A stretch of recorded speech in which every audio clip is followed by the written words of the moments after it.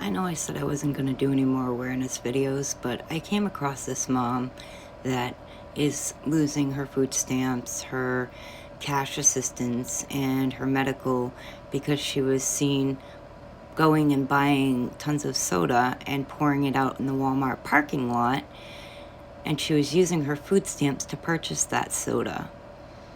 Let's just take a look. I decided to open up my DHS mail that I had sitting in my thing for a few days now. Yeah, they took my food stamps.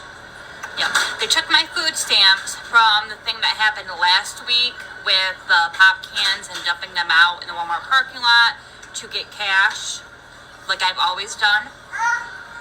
And the cop said he could have arrested me, but he wasn't going to, but he had to report it to the state. So, Mama C, is that what it is? Number one, I went and I kind of did a deep dive on your profile, and I was kind of shocked. This video actually brought me to your profile, but I looked and you said that you created this profile 4 months ago. You got on TikTok 4 months ago, and you already have over 80,000 followers. You know what that tells me just looking through your TikTok? Drama and being a shit person brings followers, brings attention. It's ridiculous because I looked at a lot of your videos where you weren't talking about, the food stamp case or your narcissistic ex, things like that. All of your other content was basically simply just music or a saying with words that you put on the screen. That's it. I'm blown away that you have 80-something thousand followers, number one. Also, you can't understand, number one, why you would be called out for doing that. One, you're going and purchasing soda, and then you're pouring it, perfectly good soda, pouring it out on the street to then take the cans and get money for it. It is definitely fraud. Why are you doing that? Why not drink the soda and then use the cans to get money? But also, which the big picture you're not seeing is that money that you're using to buy that soda, it could be going for food for your children. But you're wasting it so that you can fraud the system and gain money another way. It's no different than selling your food stamps.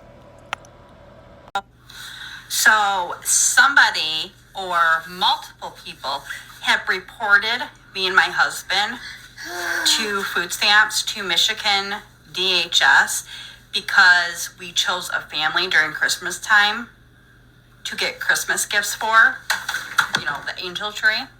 And people on TikTok, because this is the almost only social media platform that I use and that I even posted about the angel tree on, reported to DHS that I am a TikTok creator, like I'm some big influencer, which I am not. I just started this 4 months ago, okay?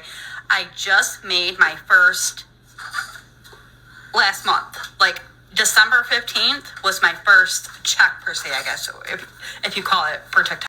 So again, you just started this 4 months ago and you are already making money off TikTok. It says to me that drama and shit sells. But also, you can't understand why people would see a problem with the fact that you're getting cash assistance, food stamps, and then you're taking that money, and while you're doing a nice thing by purchasing gifts for a family off the tree,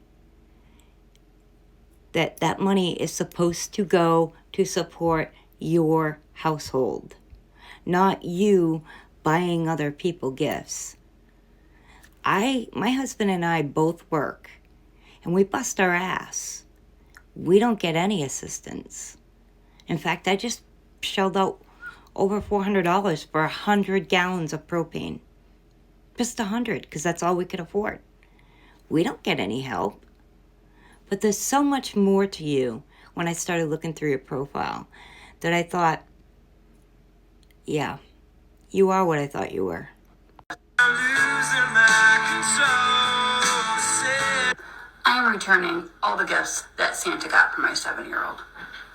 Now, mind you, you say you're returning the gifts for your 7-year-old because she went down and opened them in the middle of the night and then was very unappreciative for them. But the video right prior to this video, or right after it, you are shaming someone for a video that you watched where there was no excitement around Christmas. Imagine being in your house and you're shaming your children for opening their gifts before Christmas, which, yes, I would be upset too, but I don't know, it just doesn't sit right with me. Well, as much as I love people on this app, one can only hope that this is actually true and really does go into effect. Because there are going to be a lot of beggars, you know, like you, that have to go work. But let's continue. We stop normalizing a dirty house.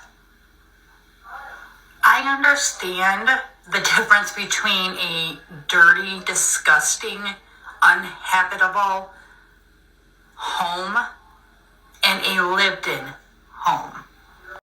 Now, while I agree with you that no one should live in a uninhabitable home with maggots and pure filth, you know, you do also have to understand that there are a lot of people who suffer from depression, and I'm the first one to state that my house is not immaculate. It's not spotless. There's clutter. I'm trying to work on that. But I get in my own depression, and it's hard. Sometimes you feel overwhelmed. My house is not filthy, dirty, but it is cluttered. But for you to mom shame people when you are a stay-at-home mom, you don't even go to work. So your house should be spotless all the time, right? You don't go out to a job. Yes, you're at home taking care of kids. I mean, you said that your 3-year-old's in preschool, so, I mean, he is gone during the day, but that's beside the point. But you don't go to a job, so your job is to take care of the kids and the home, right? But then you had a video like this. Always in a bad mood. This is why.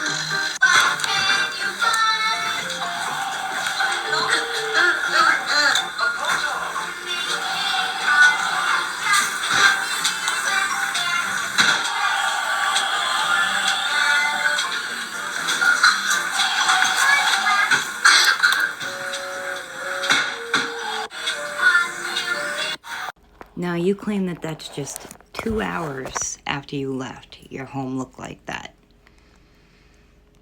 I don't know about that, because that does not look like that's just a 2-hour job. But regardless, why show your house like that in that condition? Because that's in my eyes, that's pretty bad. Like, you're going to shame people, but then show the same thing. Let's continue. Actually, I'm going to make another video because the other video, yeah, you'll just have to go and watch it. But my point is, what I've seen so far, you're a very judgmental person, and you really don't have a right to be judging people. I mean, you lost custody of your youngest, or not your youngest, but like your second or third youngest to the dad. And that's pretty hard to do. You're in line for welfare fraud. You need to pay back $23,000. I mean, the list goes on and on. So, I mean, you kind of should look in your own closet before you start calling out other people's skeletons. Just saying.